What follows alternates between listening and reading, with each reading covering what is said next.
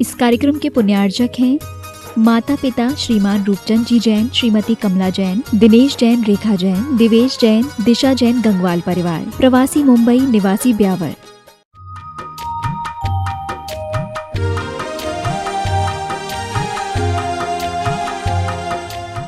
बच्चे जब होते हैं ना तो वो पूरा उठा देते हैं, छत भी थरथराने लगती है। ऐसे ये बालक हैं और इन बालकों में उत्साह और उमंग बहुत अच्छी है। इसी प्रकार से ये आगे भी तरक्की करते रहें। आज गुरु का दिवस शिक्षक दिवस है और न केवल शिक्षक दिवस है, समाधि दिवस भी है। और न केवल समाधि दिवस है अपितु आज आप महिलाएं जानती हैं इस विषय में, कल आपको कथा भी सुनने को मिली गई कि चंदन षष्ठी का व्रत रखती हैं और आज बहुत सारे निहाल लिया भी है, कुछ का उद्यापन है, कुछ और आगे भाव बना रहे हैं। इस प्रकार से यह एक पवित्रता का व्रत, कोई सा भी हो, व्रत हमें पवित्र बनने की शिक्षा देता है, पवित्र बनने की शिक्षा देता है। क्यों? क्योंकि व्रत किसे कहते हैं? व्रत का मतलब है कि पापों के त्याग को व्रत कहते हैं। बस आज दिन ही पाप का त्याग का है। और मैं तो कहता हूं कि आज का दिन का नाम यदि कुलाचार, समझ में आ रहा है? क्योंकि आज जो कुलाचार की धज्जियां उड़ना शुरू हो गई उसको पुनः वापस प्रतिस्थापित करना है। क्या हमारा कुल धर्म था? क्या हमारे कुल देवता थे? कुल देवता ने बोला और क्या कुलाचार रहा? बोलो। आज कुलाचार के अभाव में दुराचार पनपता चला जा रहा है, दुराचार पनपता चला जा रहा है। इसलिए यदि दुराचार को रोकना चाहते हो तो कुलाचार को पुनः ले आओ। इसलिए आज के दिवस का नाम शिक्षक दिवस, समाधि दिवस तो है ही, मैं तो कुलाचार दिवस बोलता हूं कि आज ये कुलाचार दिवस के रूप में आगे घोषित हो जाए। हाँ, ये कुलाचार दिवस है आज। और कुलाचार क्या है जानते हो अपना? आप जैन कुल में जन्म लिए अभिमान करो रे, ये भजन तो गा लेते हो डीजे के ऊपर, लेकिन जैन कुल में जन्म लेने पर अपना कुल क्या है ध्यान रखना। नदी के दो कुल होते हैं, उन दोनों कुलों के बीच में, कुल के बीच, किनारों के बीच बहती है पतली सी वह धारा जो अमरकंटक से चली और भड़ूत में जाते जाते महासागर का रूप ले लेती है। कब कब लेती है? जब दोनों कुलों के बीच में रहती है।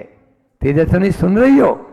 आपके भी दो कुल हैं, एक पिता का कुल और एक आगे मान लीजिए गुरुकुल हो तो गुरुकुल, नहीं तो पति का कुल। दोनों कुल हैं, पति का कुल भी है। तो इस प्रकार से एक स्त्री, एक कन्या, उभय कुल वर्धनी कहा उसको।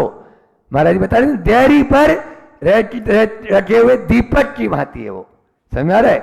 बाहर भी प्रकाश, अंदर भी प्रकाश। आचार्य श्री जी कहते हैं ऐसी वह महिला, ऐसी वह कन्या होती है यदि वह शील और संयम के, और या पिता और पति और बालक है तो गुरुकुल, और यहाँ गुरुकुल के ही बालक बैठे हुए हैं, और अपने पिता का कुल, इन दोनों को सुरक्षित रखें तो वह भी एक महासागर से कम नहीं।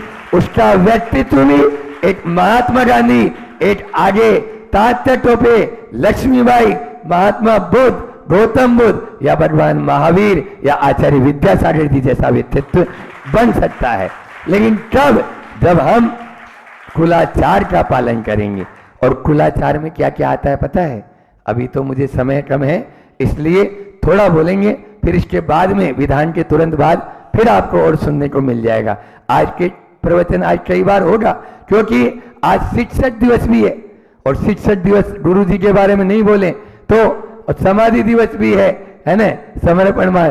लेकिन मैं इतनी गारंटी दे दूं कि कुलाचार का पालन हो और समर्पण हो तो उसकी समाधि तो होगी होगी। अच्छे से समाधि करना है तो अपने कुलाचार का पालन, कर्तव्य का पालन है। तो मैं बोल रहा था कि चार बात अपन को करना है है ना। आज चंदन षष्ठी दिवस है ना, कुलाचार दिवस बना दिया उसको, तो चंदन षष्ठी दिवस को अपन कुलाचार दिवस के रूप में मना रहे हैं। तो वह कैसा होना चाहिए, किस प्रकार से, आपको एक छोटा सा संस्मरण सुना के अपनी वाणी को आगे बढ़ाऊंगा कि सत्य घटना, एक डॉक्टर दंपति है ना, मैंने एक बार पहले तो सुना ही है, आप लोगों ने चैनल पे सुना होगा कि सत्य घटना है, डॉक्टर दंपति माता पिता के साथ में रहते थे, तब तक तो पूरा पालन होता था, सब चीज शुद्धि अशुद्धि का विवेक रखते थे। माता पिता से अलग जब हो गए तो उन्होंने उसका, अरे ये तो साधारण प्रक्रिया है, हर महीने में 3 दिन होना ही है और ये तो नेचुरल रहता है, इसमें क्या, ये कोई शुद्धि अशुद्धि क्या होती है, ये कोई पालन। और वो पढ़े लिखे थे ना, एमडी थे, तो बस उनका माता तो वही वैसा ही काम करेगा। अब पढ़े लिखे थे, अब वो अलग से जब रहने लगे, शुद्धि अशुद्धि का विवेक नहीं रखे और वो 3 दिन में भी रसोई घर में जाना आना करना शुरू किए, तो डॉक्टर साहब को एक बीमारी हुई कि जो खाएं वो उल्टी हो जाए, जो खाएं वो उल्टी हो जाए। एक दाना भी नहीं, लगभग 3-4 महीने हो गए, पूरे अमेरिका तक के डॉक्टरों को दिखा लिया, कोई चेकअप में कोई गलती नहीं, कोई भी बात नहीं, किसी प्रकार की नहीं। और जब पता लगा, प्रमाण सागर जी महाराज जी के पास में शिखर जी में आए वो, तो उन्होंने कहा, तो बोले महाराज ये क्या चीज, तो वो उन्होंने पहले हिस्ट्री पूछी, तो बोले पहले हम माँ के साथ रहते थे और फिर हम अलग हो गए, तो समझ में आ गया कि अलग हो गए तो ये पालन नहीं हो रहा होगा। बस इतने में वो पकड़ में आई गलती, बोले सुनो आप अपनी बात अपने पास में रखो, आप डॉक्टर हो, आपके यहाँ तो विज्ञान है, हम आपका साइंस है, हमारा धर्म सुपर साइंस है। जैन धर्म की 3 पहचान कौन कौन सी बोलो? हाँ, नित्य देव दर्शन करना, रात्रि भोजन त्याग करना और पानी। अब वो छन्ना कहाँ गए, वो छन्ना सब छन्ना ही हवा में उड़ा दिया आप लोगों ने। पानी छान कर पीने का तो कोई का नियम ही नहीं, तो काय के जैन कहलाएगा, वो काय के कुलाचार कहलाएगा। ये कुलाचार का पालन नहीं हो पाएगा। इस प्रकार से और भी बातें हैं इसमें बहुत सारी कि हमें कैसे, मान लीजिए उन दिनों में दर्शन करना चाहिए नहीं करना चाहिए, टेलीविजन देखना चाहिए नहीं देखना चाहिए, ये सारी बातें आपको विवेक होनी चाहिए। वो आप उसको जिनवाणी है वो, इसलिए आप ये सब चीजें आज आम होती चली जा रही है। सोफा सेट है, गद्दा है, गाड़ी के अंदर कपड़े की सीटें लगा लेते हैं, वो कपड़े की सीट नहीं रेजिन की होनी चाहिए, तब जाकर आपका ये पालन होगा। शास्त्रों में उल्लेख मिलता है कि जो घर, जिस घर में शुद्धि अशुद्धि का विवेक नहीं रखा जाता वो सूत्रग्रस्त माना जाता है। वह सूत्रग्रस्त ही रहेगा जब तक कि उसका प्रायश्चित नहीं हो। ऐसा आपने देखा होगा कि जैन मुनि केवल जैन जो धर्म या जैन धर्म में जिनकी कुल में जन्म हुआ है उन्हीं के यहाँ आहार लेते हैं। ऐसा क्यों, बाकी लोगों के यहाँ क्यों नहीं लेते हैं? तो एक ने कहा भी कि वो मांसाहार करते हैं इसलिए नहीं लेते हैं। सही बोला, मांसाहार नहीं करते हैं इसलिए नहीं लेते, लेकिन फिर भी अगर कुलाचार का पालन नहीं होता तो इसलिए नहीं लेते। आप देखिए श्वेतांबर है, मांस खाते हैं क्या, बोलो, लेकिन फिर भी नहीं लेते क्यों? क्योंकि वो भी शुद्धि अशुद्धि का वहां पर पालन कई जगह होता है, कई जगह नहीं होता है। तो हमारा कहना यह है कि अपन को शुद्धि अशुद्धि का विवेक रखना तो जरूरी है। विज्ञान भी आज नेगेटिव एनर्जी सबसे ज़्यादा इसका फ्लो उन 3 दिनों में बहुत ज़्यादा होता है। एक बार प्रश्न आया कि महाराज जी घर में जो चित्र है वो भी तो हम देखते हैं, फिर टेलीविज़न क्यों नहीं देख सकते? चित्र सामने लगा ही है महाराज का, तो फिर महाराज जी सामने क्यों न जाएं? तो हमने कहा भैया चित्र के साथ में आप उसको प्रतिदिन देखते हो तो उसके साथ में वैसी आपकी फीलिंग नहीं है, लेकिन टेलीविज़न में आपको साथ फीलिंग होती है कि नहीं महाराज जी बिल्कुल बैठे हुए हैं, महाराज जी हमारे पास में है। और महाराज जी के दर्शन करना वो तो जैसे प्रभु के दर्शन करना है वैसा ही है, तो उसमें तो कोई होता ही भरता ही नहीं। आज आपने चंदन षष्ठी कथा जो सुनी, उस चंदन षष्ठी कथा में यही है कि केवल मुनि महाराज जी को आहार दिया तो गलित कुष्ठ हो गया, ऐसा कुष्ठ जो शरीर को गला दे, और एक को नहीं, अकेले पत्नी को नहीं, क्योंकि पति भी उसमें शामिल था, अरे क्या फर्क पड़ता है, दे दो, ऐसा बोल दिया। ऐसा जब बोला तो दोनों को देते ही यह हो गया। लेकिन आज जो ये चंदन षष्ठी है, इस चंदन षष्ठी के माध्यम से वह रोज 6 साल तक उसको पूरा किया, और 6 साल में उस उपवास पूर्वक उसकी आराधना की, आरंभ आदि का त्याग करके, जैसा कि महाराज जी ने बताया। तो वैसा बस वह यदि करेंगे तो निश्चित रूप से लाभ ले सकते हैं।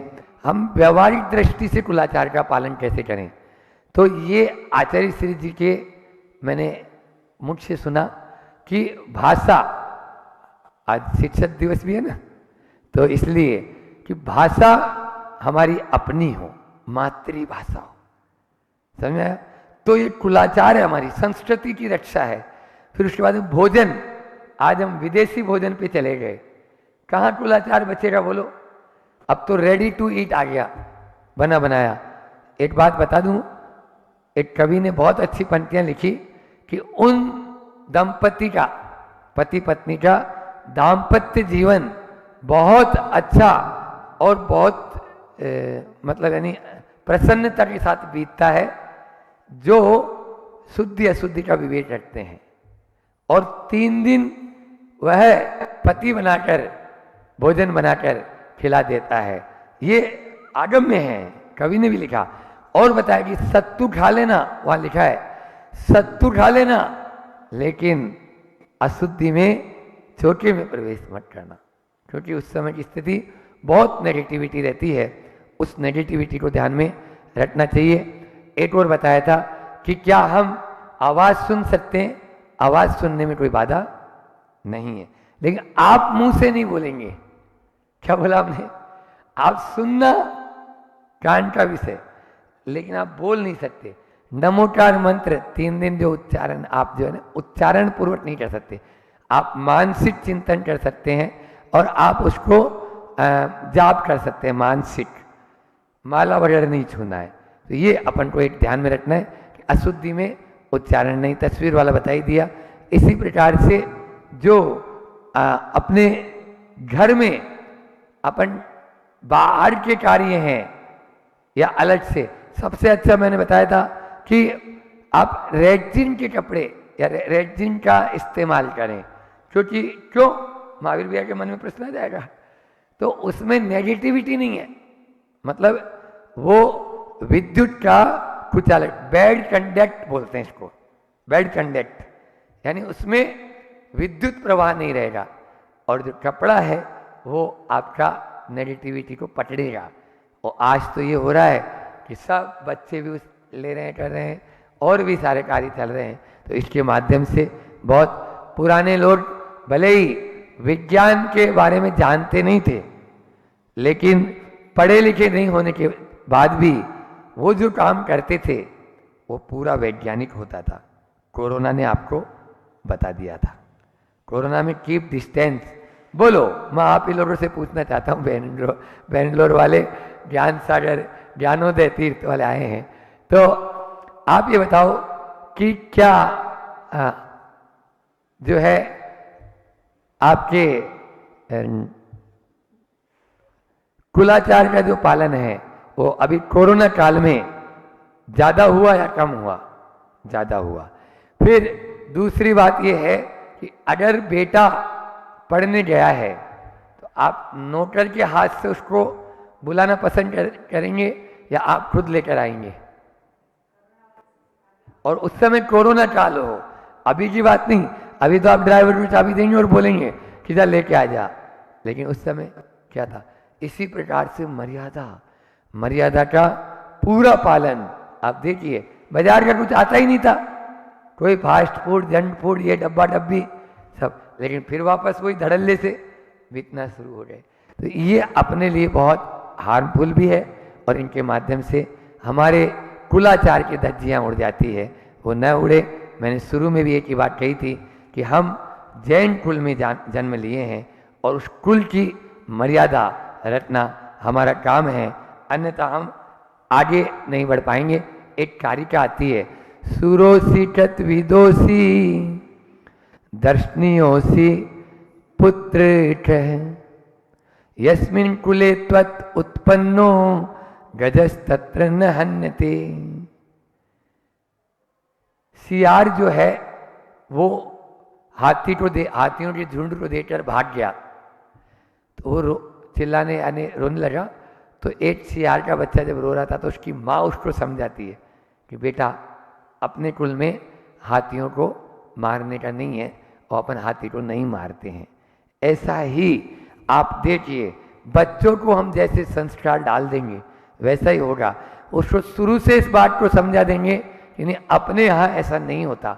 आज आप बैठे हुए हैं तो अपना आप जानते हैं कि नहीं इस प्रकार का नहीं होता। यहाँ के लोग तो बिल्कुल, और बुंदेलखंड के संस्कार भी हैं वहाँ पर बहुत, लेकिन फिर भी आज बेंगलोर है आपके और अन्य, या पूना है, बॉम्बे है, कलकत्ता है। हम कलकत्ता में 8 महीने रह के आए तो हमें बहुत इसका अनुभव है कि आज इसको कुछ भी नहीं समझ रहे हैं। इसके माध्यम से बहुत कुछ अपना चला जा रहा है। आचार्य भगवंत ने कहा है एक दोहा अनुवाद में कि दोष रहित आचरण से चरण पूज्य बन जाए। समझ आ रहा है? हमने बात शुरू की थी कि जो नदी दोनों कुलों के बीच में चलती है वह बहुत विशाल रूप प्राप्त कर लेती है। जो स्त्री या पुरुष दोनों कुलों के बीच में चलता है ना, पति का कुल या पिता का कुल, तो वह उस अपने व्यक्तित्व का बहुत विस्तार कर लेती है। बात वही है कि दोष रहित आचरण से चरण पूज्य बन जाए और चरण मुक्ति की ओर बढ़े, मरण पूज्य बन जाए, मरण पूज्य बन जाए। अगर मरण को पूज्य बनाना चाहते हैं तो हमें इसको याद रखना होगा। हाइकू लेकर अपनी वाणी को विराम दूंगा कि खान पान हो, आचार्य श्री जी का 17 अक्षर में देखो, खान पान हो। आज शिक्षक दिवस भी है। मर्यादित शिक्षा से, मर्यादित शिक्षा से 7 अक्षर, खानदान हो। यदि खानदान को बचाना चाहते हो तो शिक्षा मर्यादित होनी चाहिए, तभी हमारा, और मर्यादित शिक्षा के द्वारा ही हम खान पान को सुरक्षित रख सकते हैं। बस उन्हें न भूलो जिनसे बचना है वक्त वक्त पे। अपन को जिनसे बचना है उनको अपन कभी न भूलें, तभी हम इन समस्याओं से निदान पा सकते हैं। अन्यथा आज बहुत ज़्यादा, और इसके लिए एक सॉल्यूशन मैं दे दूँ। एलोरा में बहुत अच्छा लगा मुझे कि प्रैक्टिकल सॉल्यूशन क्या महाराज जी, आपने तो बोल दिया कि भैया भोजन मत बनाओ, रसोई घर में मत जाओ। अब जहाँ पति पत्नी दोनों ही रह रहे हैं और पति को बनाना नहीं है तो क्या भूखे रहें क्या दोनों? तो भैया चाहे बेंगलोर हो, चाहे कलकत्ता हो, और चाहे अभी आपको वहाँ बता दूँ, ये दीपक को तो मालूम है कि संस्कार धाम मुंबई, आपने नाम सुना होगा, बहुत बड़ा भोजनालय चलता है उनका, और प्रतिदिन इसी उद्देश्य को लेकर सैकड़ों टिफिन घरों में पहुंचाए जाते हैं। आप बेंगलोर में खोलो, आपके जैसे एलोरा में है, अभी बोलो आप भोजन के लिए, आधा घंटे 1 घंटे बाद में भोजन तैयार। चलो गुरुकुल की बात नहीं, बाहर में भी ऐसे लोग हैं। तो ऐसे लोग यदि हर जगह तैयार हो जाएं तो एक अपने जैन भाई को अपना संबल भी मिल जाएगा और ये अशुद्धि से बच जाएंगे आप। तो ये प्रैक्टिकल सॉल्यूशन है ना। अपन अभी 2-3 जगह हमने खुलवाए, हाँ, हम जहाँ जहाँ जा रहे हैं तो ये खुलवाते चले जा रहे हैं कि भैया ये चीज़ नासिक में अभी शुद्ध भोजन होना जरूरी, नहीं तो आदमी कहाँ से लाएगा। पूना में आपके, तो पूना में हमने खुद ने स्विस के पास में एक भोजनशाला, कि नहीं तुम भोजनशाला चलाओ, आपका भोजन विद्यार्थी लेने आएंगे या और जो जिनको जरूरत है वो आएंगे। तो इस प्रकार से शुद्ध भोजन होगा, खान पान हमारा शुद्ध हो जाएगा तो खानदान भी हमारा शुद्ध हो जाएगा। आज वही बात है कि यदि दुराचार से बचना चाहते हो तो कुलाचार को बचाना जरूरी है। बस हम सब इस कुलाचार को बचाएं। अभी 18,500 वर्ष हमको इस धर्म को लेकर चलना है और वहाँ तक पहुँचाएं, तभी यह चंदन षष्ठी हो, चाहे समाधि दिवस हो, और चाहे शिक्षक दिवस हो, चाहे कुलाचार दिवस का नाम जो मैंने आज दिया, ये सब तभी सार्थक होंगे। सार्थक हो इसी भावना के साथ। अहिंसा परमो धर्म की, आचार्य गुरुवर विद्यासागर जी महामुनि हाजिरी। नमो अरिहंताणं नमो सिद्धाणं नमो आयर्याणं नमो वजायाणं नमो लोय सवसाहुणं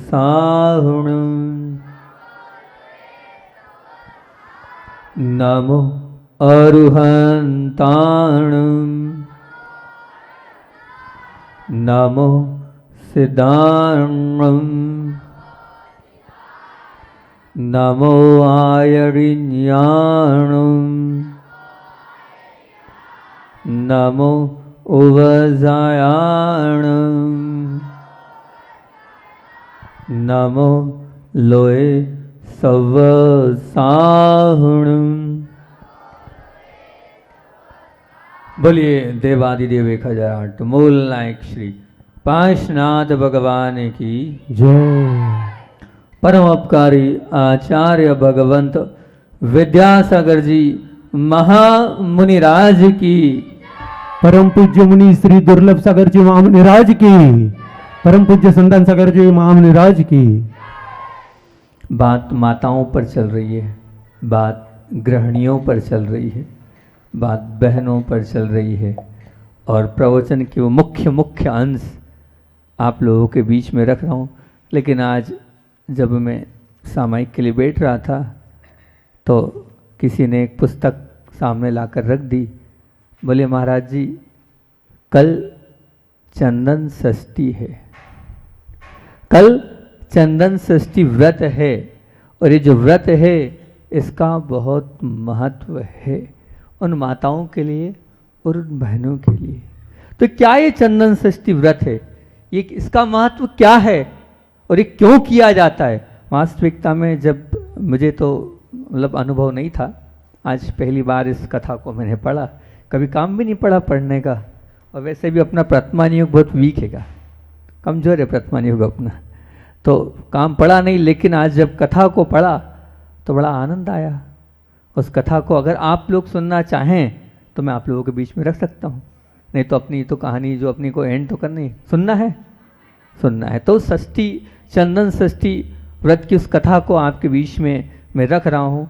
हो सकता है आपके अंदर भी इस कथा को सुनने के बाद देव शास्त्र गुरु पर श्रद्धान तो होगा ही होगा, लेकिन क्या करने योग्य है वो आपको अनुभव होगा। और करने योग्य तो ठीक है, जो आज की पीढ़ी बहक रही है और जो आज की पीढ़ी गलत रास्ते पर जा रही है, उससे जो आज की नई बहू बेटियां जिस प्रकार से बम्बई में, बेंगलोर में, पूना में रहकर जो कार्य कर रही, जो करने योग्य नहीं है वो कार्य कर रही है, ये आगम की कथा और ऐसे वैसे व्यक्तित्व की कथा नहीं है। ये उन लोगों की कथा है जिन्होंने सिद्ध पद प्राप्त किया है, उनकी कथा आप लोगों के बीच में बात रहा हूँ। मतलब ये व्रत जो है ये सामान्य व्रत नहीं है। क्या है? आपकी स्त्री पर्याय को निकाल कर आपको उच्च स्थान सिद्ध परमेष्टि बना देगा, आपको भगवान के बाजू में बिठा देगा। ये चंदन षष्ठी व्रत समझो तो क्या है, इसमें क्या महत्व है इस व्रत का। और ये व्रत चल रहा है प्रकरण महिलाओं का ही, माताओं का ही अपना, और उसी समय आपने पुस्तक ला के दी है, तो हमने कहा इस व्रत को तो रखना ही चाहिए। इस व्रत को वैसे आप लोगों को मालूम तो होगा, बताने की आवश्यकता नहीं है, नहीं मालूम, फिर भी अगर नहीं मालूम हो तो बहुत अच्छा है, तो मालूम हो तो बार बार सुन लो।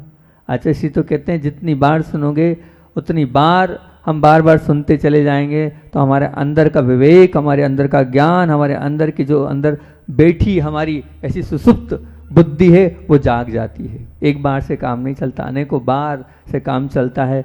तो वही यहाँ पर मंगलाचरण में उन्होंने कहा है, देवो नमो अरहंत नित वीत राग विज्ञान चंदन षष्ठी व्रत कथा कहूँ स्वपर हित जान।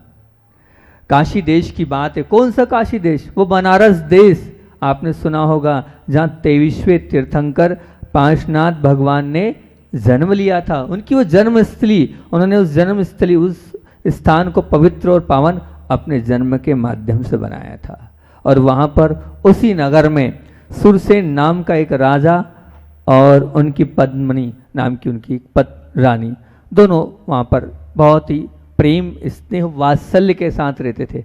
ऐसा आगाढ़ आपस में स्नेह था कि एक दूसरे के बिना वो रहना, उनको अगर देखते नहीं एक दिन तो ऐसा लगता सब कुछ हमारा दुर्भर हो गया। इतना आपस में लगाव, इतना स्नेह, इतना अंदर से एक दूसरे के प्रति चाहत थी। अब एक दिन की बात है, एक दिन राजा सभा में बैठे थे और वनपाल आया, वनपाल मतलब माली आया, और उसने एक साथ 6 ऋतुओं के फल लाकर समक्ष भेंट कर दिए।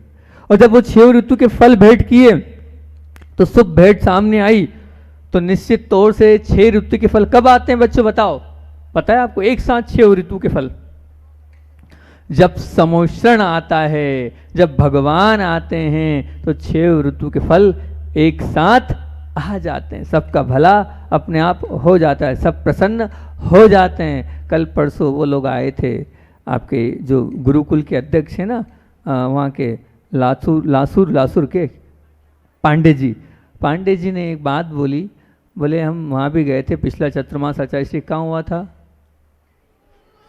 सिरपुर। बोले उसके बाद हम दर्शन करने गए खजुराहो, तपोमती माता जी से जुड़े, वहाँ गए।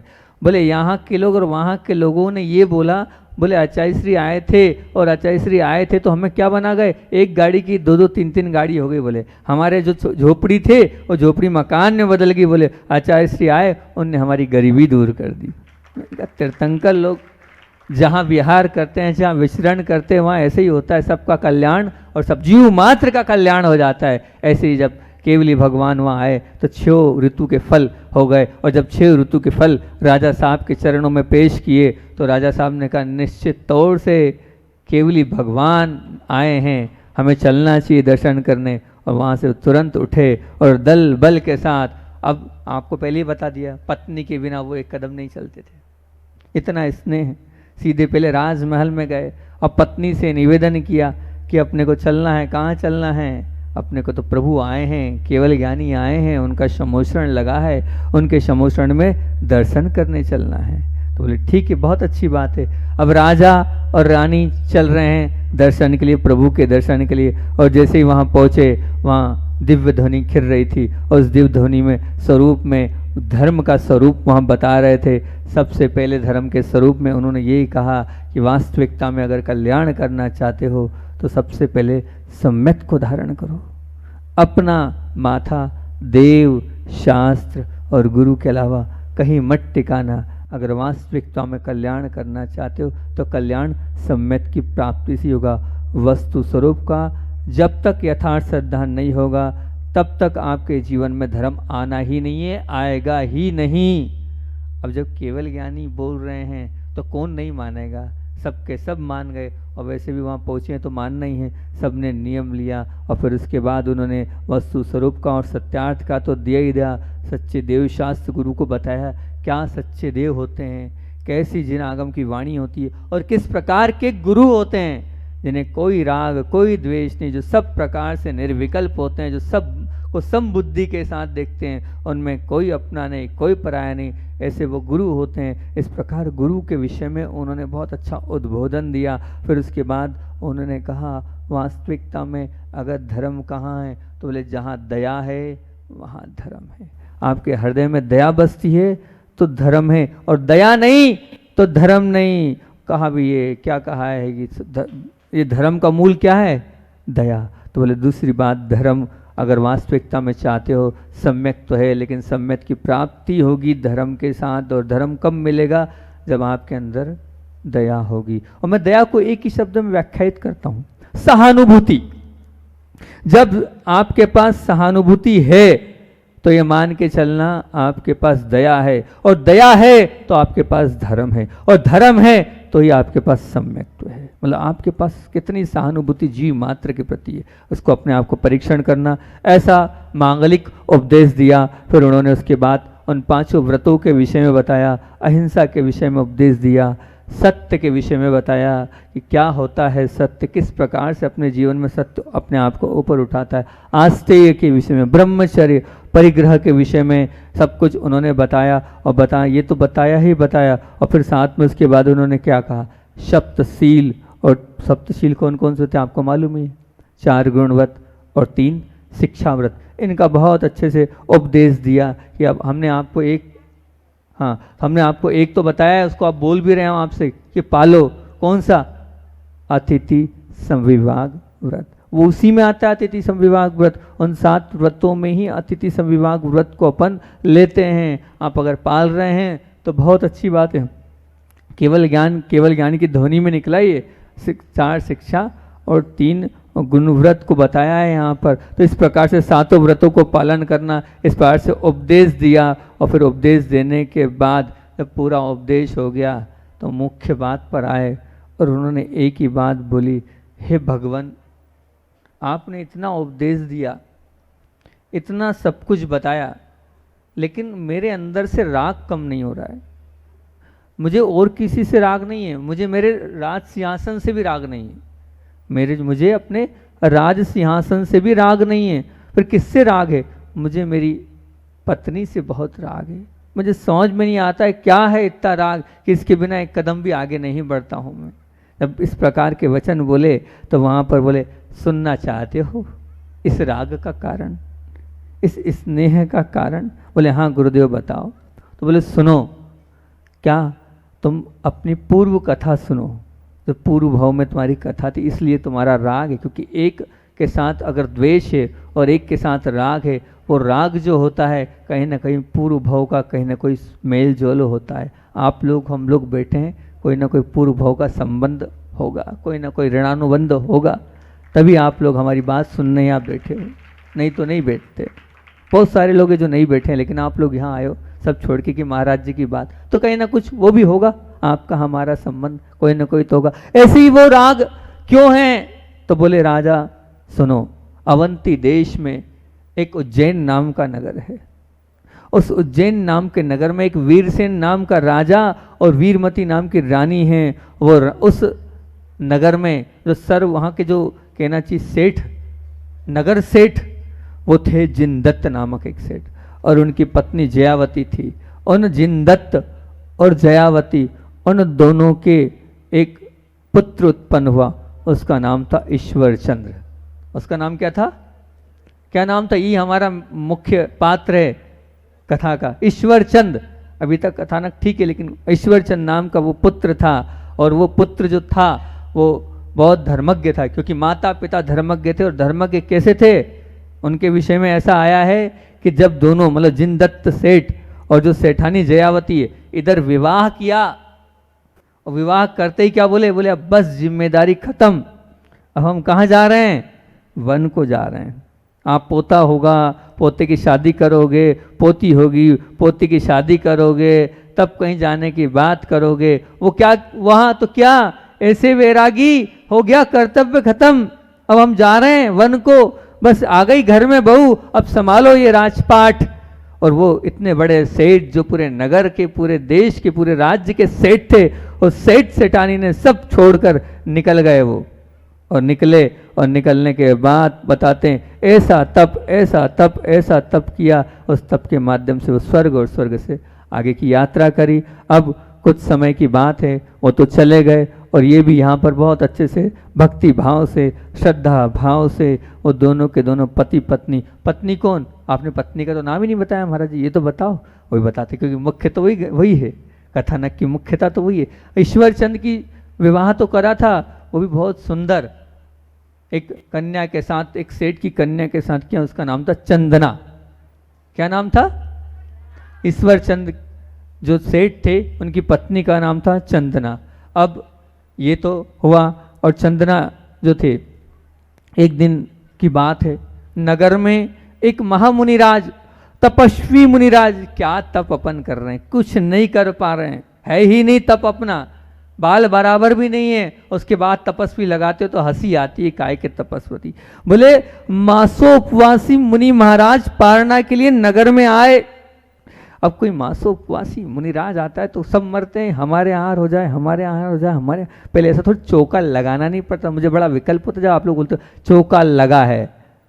आजकल हमारे जयचंद जी समझ गए हैं, चौका लगा मत बोलो, उनको मालूम महाराज जी को विकल्प हो जाता है।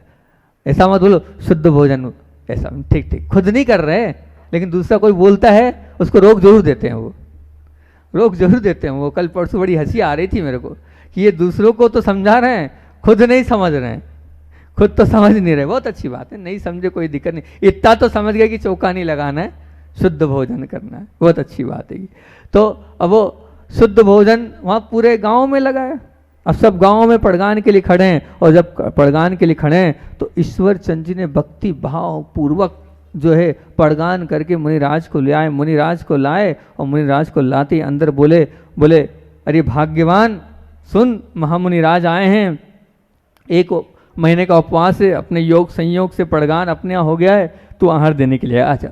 सुनना, तू आहार देने के लिए आ जा। तो वो बोलती नहीं, मैं आहार नहीं दे सकती, अभी मेरा ऋतुकाल चल रहा है, अभी इस समय आहार नहीं दिया था, मैं शुद्धि में नहीं हूँ। अरे किसको पता चलता है, कौन जानता है कि शुद्धि में है कि नहीं है? कुछ नहीं, अपने को कुछ नहीं सुनना, तू तो आहार दे ले, कब मौका मिलेगा ऐसा पड़गान का। और पति के कहने पर पत्नी ने बात सुनी, और पत्नी ने बात सुनते ही वह मुनिराज को आहार दे दिया। उस अशुद्धि अवस्था में मुनिराज को आहार दिया, और आहार तो दिया, आहार देने के बाद हुआ क्या? हुआ ये मूल कथ्य और मूल्य घटना है। आहार देने के बाद हुआ ये कि जब अशुद्धि में उन्होंने आहार दिया था, अब आप लोग बोलोगे ऐसा हो सकता है? बिल्कुल हुआ है। इस आपका पाप अभी फूट जाएगा, देर नहीं लगेगी, तुरंत फूट सकता है। अरे सम्यक दृष्टि को अंतर्मुहूर्त बाद कर्म का उदय आ सकता है। अंतर्मुहूर्त बाद अभी बांधा और अंतर्मुहूर्त बाद तुरंत उदय में आ सकता है। यहाँ उन्होंने मुनिराज को आहार दिए, वहाँ 3 दिन हुए नहीं कि 3 दिन के पश्चात पति पत्नी दोनों को, पत्नी को नहीं, ध्यान से सुनना, पति पत्नी दोनों को गलित कुष्ठ हो गया। गलित कुष्ठ का तात्पर्य होता है पूरे चमड़ी में से सब पस मद वो पूरा सब बाहर होता है और दुर्गंधित होता है। ऐसी स्थिति उनके शरीर की हो गई। अत्यंत दुख से जीवन जी रहे थे, अत्यंत कष्ट के साथ। वो धर्मात्मा, वो धर्मज्ञ पुरुष जिनके माता पिता मुनिराज बने, लेकिन ये स्थिति, ये परिस्थिति जब हुई तो फिर क्या किया जाए? अपने कर्म को वो रो रहे थे कि हम क्या करें। एक दिन भाग्य के उदय से वहाँ पर श्रीभद्र महामुनिराज का आगमन हुआ। उद्यान में महामुनिराज बैठे थे और वो लोग भी वंदना करने पहुँचे और वंदना करने पहुँचे और वंदना के समय भक्ति पूर्वक भावपूर्वक नमस्कार किया और फिर उन्होंने धर्मोपदेश सुना। और धर्मोपदेश सुनने के पश्चात वो पूछने लगे, हे दीन दयाल, हे करुणा के सागर, हमारा ऐसा कौन सा पाप का उदय है जिससे ये व्यथा उत्पन्न हुई है? तो आपको तो सबको मालूम है क्या उन्होंने पाप किया, बताने की आवश्यकता नहीं है। मुनिराज ने ज्ञान लगाया और कहा कि तुमने गुप्त रूप में जो कपट करके पात्र दान, आहार दान अशुद्धि की अवस्था में दिया था अति मुक्तक महामुनिराज, तपस्वी महामुनिराज को, उसके कारण आप उस ऋतुवती अवस्था में उस आहार पान के कारण आपको ये अपवित्रता आ गई है, ये कष्ट सहन करने पड़ रहे, दुख और ये पीड़ा सहन करनी पड़ रही है, ये असहनीय वेदना, उसी कारण ये असाता वेदनी का कर्म का उदय उस वजह से हो गया है। हे भगवान, गलती तो हो गई, ऐसा धर्म भी मत करो। इस प्रकार का लोभ नहीं होना चाहिए। जिस चीज़ के लिए आगम में आज्ञा नहीं है उसको अगर आप कर रहे हो तो क्या होगा? ये तो बहुत बड़ा अविवेक हो रहित हो गया है।